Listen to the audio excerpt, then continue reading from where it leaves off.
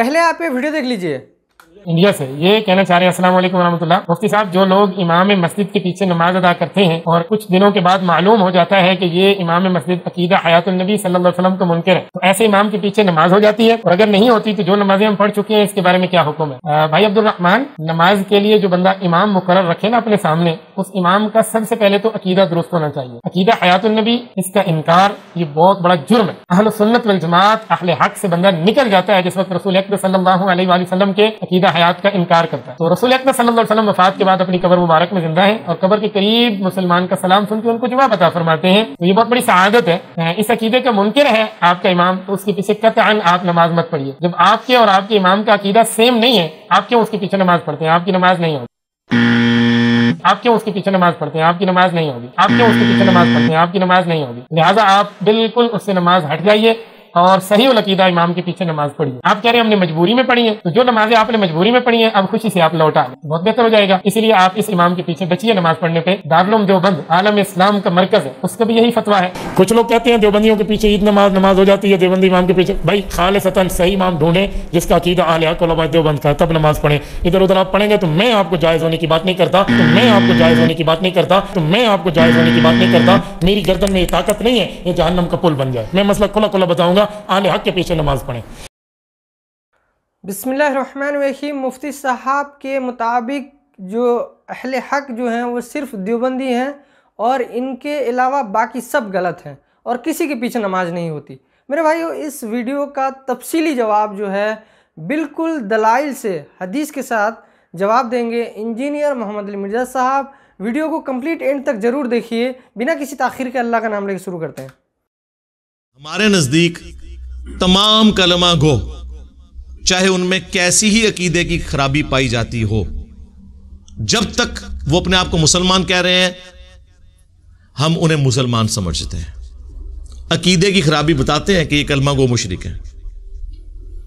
कलमा गो मुशरिक से भी बड़ी चीज कलमा गो काफिर है, लेकिन उनका भी सहाबा किराम ने एहतराम किया है। सही बुखारी में आता है अब्दुल्ला बिन उमर, जो कि चंद फकीह सहाबा में से हैं। बुखारी मुस्लिम में अल्फाज हैं अब्दुल्ला इब्न उमर रजुलुन सालिहुन, नेक मर्द अब्दुल्ला इब्न उमर। और ये तीन अब्दुल्ला नाम के बंदे सहाबा में मोस्ट समझ ले इंटेलेक्चुअल और फकीह असहाब थे। नंबर 1 अब्दुल्ला इब्न मसऊद, नंबर 2 अब्दुल्ला इब्न उमर और नंबर 3 अब्दुल्ला इब्न अब्बास रदियल्लाहु अन्हुम अजमाइन व अलैहिमुस्सलाम अजमाइन। इनमें से एक अब्दुल्ला बिन उमर, बुखारी में इमाम बुखारी खवारिज वाले चैप्टर में लेके आए हैं उस हदीस की हेडिंग के ऊपर कि अब्दुल्ला बिन उमर मखलूक में सबसे बदतरीन खवारिज को शुमार करते थे, क्योंकि वो काफरों वाली आयात मुसलमानों के ऊपर लगाया करते थे। और मुसलमान कौन? सहाबा किराम। अब्दुल्ला बिन उमर खवारिज को बदतरीन मखलूक क्यों शुमार करते थे? कि वो सहाबा किराम को काफिर कहा करते थे। तो खवारिज हो गए कलमा गो काफिर, और काफिर भी ऐसे जो सहाबा किराम को काफिर कह रहे हैं, लेकिन वो वाले काफिर नहीं जो यहूद नसारा वाला काफिर है। क्यों? सुनन कुबरा अल बैहकी में मौजूद है कि अब्दुल्ला बिन उमर खवारिज के पीछे नमाज भी पढ़ते थे, उनके सलाम का जवाब भी देते थे, और खुशबिया के पीछे भी। खुशबिया कहते हैं मुख्तार सकफी के मानने वालों को। लिहाजा ये जो इन्होंने ढकोसला मचाया ना कि मुख्तार सकफी ने जो है वो दावे नबूवत किया था, वो तो फारिग हो गया। अगर उसने दावे नबूवत किया होता तो अब्दुल्ला बिन उमर उसके पीछे नमाज पढ़ते। चूंकि कातलीन हुसैन को कैफर किरदार तक पहुंचाया था ना मुख्तार सकफी ने, तो इन्होंने फिर उससे बदला उतारा। इस तरह का झूठा ब्लेम लगा के उसके ऊपर। तो उसमें अल्फाज है सुनन कुबरा अल बैहकी में, हालांकि खवारिज मुसलमानों को कत्ल कर रहे थे, अब्दुल्ला बिन उमर फरमाते थे जब तक इनकी मसाजिद से हय्या अलस सलाह हय्या अलल फलाह की आवाजें आएंगी हम इनके सलाम का जवाब भी देंगे, और ज़ाहिर है कि हय्या अलल फलाह का जवाब भी देंगे। इससे मुराद नमाज पढ़ना है, सिर्फ अजान का जवाब ये तो नहीं है, प्रैक्टिकली जवाब है। लेकिन अगर ये हमें कहेंगे कि हम अपने मुसलमान भाइयों को कत्ल करें, تو پھر ہم ان سے الگ رہیں گے. تو وہی عبداللہ بن عمر جن کے بارے میں بخاری میں آیا، وہ کہتے ہیں کہ خوارج بدترین مخلوق ہیں، انہی کے بارے میں سنن کبریٰ البیہقی میں آیا، وہ ان کے پیچھے نمازیں پڑھتے ہیں. تو نماز کس کے پیچھے وہ پڑھ رہے ہیں؟ کلمہ گو کافروں کے پیچھے، جو صحابہ کرام کو اس زمانے میں کافر کہتے تھے، اور عام صحابی نہیں، مولا علی علیہ السلام کو. آج اگر کوئی صحابہ کرام کے بارے میں بکواس کرتا ہے تو آپ اس کی علمی اصلاح کریں بجائے اسے کافر کہنے کے. یہی سبق ملا نا اس سے، اور کیا ملا؟ مولا علی سے پوچھ لیں. المصنف ابن ابی شیبہ میں مولا علی سے پوچھا گیا یہ خوارج کیا یہ کافر ہیں؟ انہوں نے فرمایا یہ کافر نہیں ہے، یہ کفر ہی سے تو بھاگے ہیں.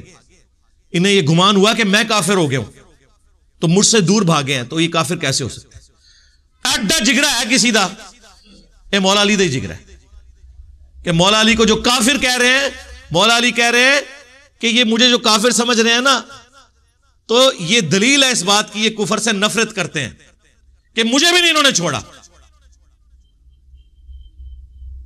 انہوں نے تو بخاری مسلم کی حدیث فٹ نہیں کی کہ جس نے مسلمان کو کہا کافر تو کفر اس کی طرف لوٹ جائے گا. انہیں پتا تھا یہ تعویل کی غلطی کی وجہ سے کہہ رہے ہیں. آج بھی اگر کسی صحابی کو کوئی کافر تعویل کی غلطی کی وجہ سے کہتا ہے تو کفر اس کی طرف نہیں لوٹے گا. اور اگر جان بوجھ کے کہتا ہے سمجھتے ہوئے کہ وہ مسلمان تھا، وہ تو صحابہ کو تو چھوڑ دیں، آج بھی کسی ایک عام مسلمان کو بھی کوئی کافر کہہ دے تو وہ کافر ہو جائے گا. اس مسئلے کو سمجھیں. میری بعض لوگوں نے بات چالی کہ جی آپ نے کہا تھا حضرت ابوبکر کی صحابیت کا انکار کرنے والا جو ہے وہ کافر ہے، اور دوسری طرف آپ کہتے ہیں کوئی گالی دے تو وہ کافر نہیں، ان کو کافر بھی کہے تو کافر نہیں. یہ علمی بحث ہیں بھائی. بخاری مسلم دونوں میں حدیث ہے. ابن ابی بلتا نے نبی علیہ السلام کی جب مخبری کر دی تھی، کافروں کو بتا دیا کہ حضور مکے پہ چڑھائی کرنے والے ہیں، نبی علیہ السلام کو اللہ نے وحی کے ذریعے بتایا، مولا علی کو بھیجا، انہوں نے اس عورت کے جوڑے سے وہ خط برآمد کیا، اور جب وہ خط آیا نبی علیہ السلام کی بارگاہ میں، حضرت عمر نے کہا یا رسول اللہ اجازت دیں میں اس منافق کا گلا کاٹ دوں جس نے آپ کے ساتھ یہ غداری کی ہے. حضور نے فرمایا عمر چھوڑ دو، اصحاب بدر کی اللہ نے اگلی پچھلی خطائیں معاف کر دی ہیں. نبی کا غدار، اور نبی اس کی تعویل کیا کر رہے ہیں کہ یہ دنیا کی محبت سے مغلوب ہو کے اس نے کیا، یہ منافق نہیں ہے. اور حضرت عمر کیا کہہ رہے ہیں؟ یہ منافق ہے. اب حضرت عمر سے توبہ کروانی چاہیے تھی نا حضور کو، نہیں کروائی. کیوں؟ اس پہ امام بخاری نے باقاعدہ باب باندھا ہے یہ مسئلہ سمجھانے کے لیے کہ اگر کوئی اپنی تعویل کی غلطی کی وجہ سے کسی کو کافر اور منافق کہہ لے تو اس کے اوپر وہ فتویٰ نہیں لوٹتا. آپ کو سمجھ آئی یہ بات؟ ورنہ حضور کا کام تھا نا، واجب تھا، نبی پہ تو واجب ہوتا ہے کہ وہ کہتے کہ توبہ کرتے اس طرف کفر لوٹ گیا، تو نے ایک بدری کو کہا ہے. تو آج بھی اگر کوئی اس طرح کہتا ہے تو وہ اپنی تعویل کی غلطی کی وجہ سے کہہ رہا ہے. کوئی شخص صحابی کو صحابی سمجھتے ہوئے نہیں کہے گا. یہ پیورلی علمی بحثیں ہیں جو میں پبلک میں لے آیا ہوں، اور یہ اسے ایکسپلائٹ کر رہے ہیں. لیکن ان کو یہ پتہ نہیں ہے کہ یہ لوگ اسکول سے بھاگے تھے تو مدرسے میں گئے تھے. کالجز اور یونیورسٹیز کے اسٹوڈنٹس تو ان باتوں کو سمجھتے ہیں. یہ کتنی لاجیکل گفتگو ہو رہی ہے. تو مولا علی نے کہا یہ کافر نہیں ہے. پوچھا گیا منافق ہے؟ کہا قرآن تو کہتا ہے منافق تو اللہ کا ذکر بڑا تھوڑا کرتے ہیں، یہ منافق بھی نہیں، یہ تو اتنی لمبی نمازیں پڑھتے ہیں. پھر پوچھا گیا بھی کافر بھی نہیں منافق بھی نہیں، وہ پیچھے مسلمان ہی بچ گئے نا. سورۃ البقرہ میں 3 ہی کیٹیگریز آئی ہیں، اہل ایمان، کافر اور منافق. چوتھی تو کوئی کیٹیگری نہیں ہے. فرمایا یہ ایک جماعت ہے جس نے ہم سے بغاوت کی ہے، یعنی ہمارے لوگ ہیں، ہم سے باغی ہوئے. تو مولا علی نے یہ گڈ جیسچر دیا اور وہ دروازہ فتنے کا بند کر دیا. مولا علی اس امت میں مثال ہیں اور ہمارے لیے علم کا مرکز ہیں ان معاملات میں جن میں اگر کوئی مسلمانوں کا گروہ باغی ہو جائے کہ ایک حکمران نے ان کو کیسے ٹریٹ کرنا ہے. اور مولا حسین علیہ السلام اس چیز میں امت کے امام ہے کہ اگر مسلمانوں کا حکمران باغی ہو جائے تو رعایا نے کس طریقے سے اس کو ریئیکٹ کرنا ہے. اس سے بھی بڑھ کر صحیح بخاری میں باقاعدہ باب باندھا امام بخاری نے باغی اور بدعتی کے پیچھے نماز پڑھنے کا حکم. پہلے تو 694 نمبر پہ حدیث لے کے آئے امام بخاری کہ نبی علیہ السلام نے کہا کہ عنقریب ایسے امام آئیں گے جو تمہیں غلط نمازیں پڑھائیں گے، تم ان کے پیچھے نماز پڑھ لینا، ان کی غلطی کا وبال ان پر ہوگا. اسی لیے تو میں کہتا ہوں کہ مجھے کوئی حدیث بتائیں کوئی حدیث بتائیں جس میں یہ آتا ہو کہ فلاں کے پیچھے نماز ہوتی ہے، فلاں کے پیچھے نہیں ہوتی.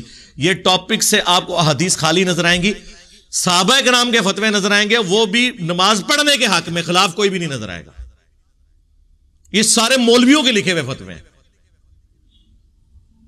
اور 695 پہ جس پہ باب باندھا امام بخاری نے کہ باغی اور بدعتی کے پیچھے نماز پڑھنا درست ہے، حضرت عثمان ابن عفان رضی اللہ تعالیٰ عنہ خلیفہ راشد ان کا فتویٰ لے کے آئے کہ جب انہیں بلوائیوں نے محصور کر دیا، ایک صحابی کہتے ہیں میں حاضر ہوا کہ حضرت ہمارے امام تو آپ ہیں، یعنی حکمران بھی آپ ہیں، اور مسجد نبوی کی امامت بھی حکمران کرواتا تھا، مسجد پر فتنے کے امام کا قبضہ ہے، ہمیں خطرہ ہے کہ اس کے پیچھے نماز پڑھی تو ہم گناہ میں مبتلا نہ ہو جائیں.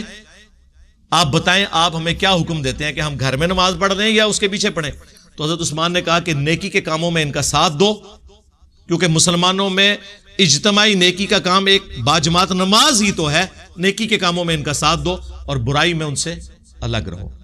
اس سے امام بخاری نے رزلٹ نکالا کہ خلیفہ راشد نے ہمیں یہ کہا ہے کہ باغی اور بدعتی کے پیچھے نماز پڑھنا درست ہے، اور دیوبندی اور بریلوی اور اہل حدیث جو آپ کو دھوکہ دیتے تھے نا کہ وہ یہودی مارنے کے لیے آئے تھے، تو اس کا مطلب ہے حضرت عثمان یہ بھی سمجھتے تھے کہ یہودی جو ان کے نزدیک یہودی تھے ان کے پیچھے نماز پڑھنا درست ہے. ہوں دسو کیا کرو گے؟ ماننا پڑے گا کہ مسلمان تھے. ہاں اہل بدعت تھے، خلیفہ راشد کے خلاف انہوں نے بغاوت کی، سب کچھ تھے، لیکن خلیفہ راشد کا آپ ٹیمپرامنٹ دیکھیں کیا ہے. وہ کہہ رہے ہیں نماز ان کے پیچھے ہو جائے گی. یعنی وہ کہتے تھے مجھ سے اختلاف کرنے کا مطلب یہ تو نہیں ہے کہ اسلام سے نکل گئے، نماز ان کے پیچھے ہوگی. اس کے بعد کوئی ہمیں لا کے کہے کہ جی وہ فلانے امام نے یہ کہا کہ فلانے کے پیچھے نماز نہیں ہوتی. وہ اپنے مامیاں دے فتوے اپنے کول رکھو، مامو پارٹی سانو نہ کوئی فتویٰ دسو. ہم فتویٰ آپ کو بتا رہے ہیں عبداللہ بن عمر کا، اس سے بڑھ کر مولا علی کا اور حضرت عثمان کا. تو اڈے بابے تے امام تے شاہی کوئی نہیں سوری شاہی کوئی نہیں